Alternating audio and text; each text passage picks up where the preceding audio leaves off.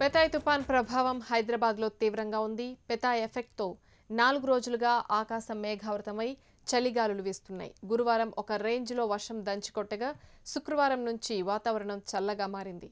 చలిగాలుల తీవ్రతకు సూర్యుడు కూడా భయపడి 3 రోజులుగా బయటికి రావడం లేదు. చలిగాలుల తీవ్రతకు అవస్థలు పడుతున్న హైదరాబాదీలు చలి తీవ్రతకు గజగజ వణుకుతున్నారు. హైదరాబాద్ వాతావరణం చల్లగా మారింది. చిరుజల్లులు చల్లగాలులతో హైదరాబాద్ వాసులు గజగజ వణుకుతున్నారు. ఇళ్ల నుంచి బయటికి రావాలంటేనే భయపడుతున్నారు. రాత్రి పగలనే తేడా లేకుండా 3 రోజులుగా చల్ల గాలులు వీస్తున్నాయి. తెల్లవారుజాము మొదలుకొని ఉదయం 10 గంటల వరకు దట్టమైన పొగమంచు కమ్మేస్తుండగా ఆ తర్వాత చలి గాలులు కుమ్మేస్తున్నాయి. అసలే చలికాలం, ఆపై పెతాయ్ ప్రభావంతో చలి గాలులకు ఉష్ణోగ్రతలు మరింత పడిపోయాయి. దీంతో ఉద్యోగులు, విద్యార్థులు తీవ్ర ఇబ్బందులు పడుతున్నారు.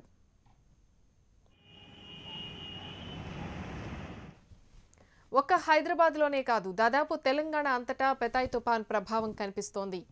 పెతాయ్ ఎఫెక్ట్తో ఖమ్మం, వరంగల్ జిల్లాల్లో పలుచోట్ల వర్షాలు పడుతున్నాయి. అలాగే మిగతా జిల్లాల్లోనూ ఆకాశం మేఘావృతమై చలిగాలులు వీస్తున్నాయి. ఒక్కసారిగా వాతావరణం మారిపోవడంతో ప్రజలు అవస్థలు పడుతున్నారు.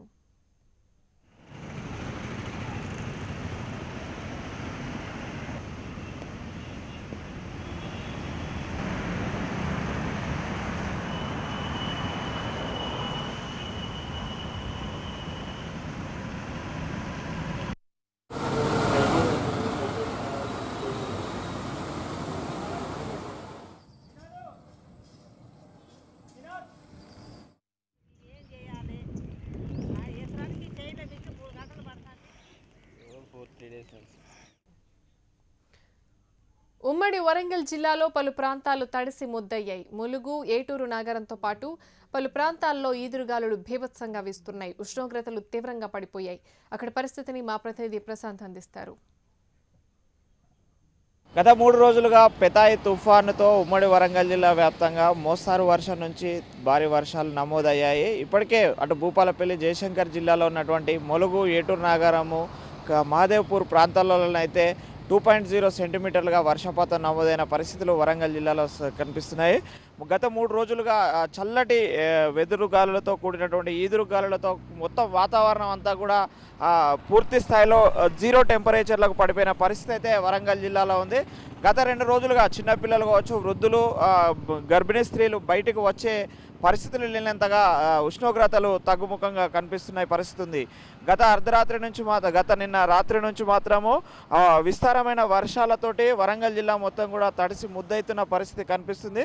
ప్రస్తుతం వరంగల్ మహానగరంతో పాటు అటు జనగామ, ఇటు మహబూబాబాద్ జిల్లాలో అటు పరకాల, నర్సంపేట, ములుగు, కేసముద్రం లాంటి ప్రధాన ప్రాంతాలన్నీ కూడా వర్షాన్ని చుట్టుముట్టిన పరిస్థితి అయితే నిన్న రాత్రి నుంచి మనకు వర్షపాతం నమోదవుతుంది. అయితే రైతులు మాత్రము పంటలు చేతికొచ్చిన పంటలు తడిసిన ధాన్యంతో అయితే రైతులు కొంత ఆందోళనలో ఉన్నారు.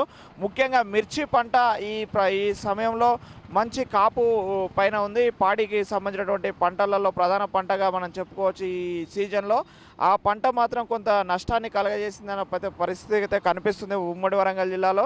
దాంతోపాటు వరి ధాన్యాలు, ఐకేపీ సెంటర్లకు వచ్చినటువంటి వరి ధాన్యాలకు టార్పిన్ కవర్లు కావచ్చు, పూర్తి స్థాయిలో స్టోరేజ్ సెంటర్లు అందుబాటులో లేకపోవడంతో అయితే ధాన్యము కొనుగోలు సెంటర్లో కావచ్చు పంటలలో కొంత తడిసిన పరిస్థితులు అయితే ఉమ్మడి వరంగల్ జిల్లా వ్యాప్తంగా ఇప్పటికే నమోదైంది. ఈ పెతాయ్ తుఫాను కారణంగానైతే ఇంట్లో నుంచి బయటికి వెళ్ళడానికి కూడా ఆస్కారం లేనంత తక్కువ ఉష్ణోగ్రతలు 0 టెంపరేచర్లలో ఉండడంతో అయితే ఉద్యోగస్తులు కావచ్చు, అటు స్కూల్ పిల్లలు కావచ్చు, స్కూల్కి వెళ్ళే పరిస్థితి కూడా లేనంతగా ఆ టెంపరేచర్లు నమోదవుతున్న పరిస్థితి అయితే ఉంది.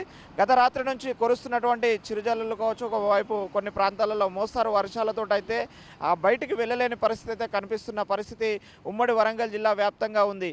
ఇప్పుడు పెతాయ్ తుఫాను తీవ్రత అయితే వరంగల్ జిల్లాను కూడా తాకింది. ఎందుకంటే గోదావరి తీర ప్రాంతం ఉన్నటువంటి భూపాలపల్లి, ఏటూరు నాగారము, మహదేవ్పూర్, కాళేశ్వరము, అదేవిధంగా వాజేడు లాంటి ప్రాంతాలతో పాటు ఇటు మహబూబాబాదు, నర్సంపేట, వరంగల్, హన్మకొండ నగరాలకు కూడా ఈ యొక్క తుఫాను వేడి అయితే ఇప్పటికైతే ప్రజలైతే ఇబ్బందులు పడుతున్న పరిస్థితి కనిపిస్తుంది. మరోవైపు రైతులు కూడా ఆందోళన దిశగా ఉన్నారు.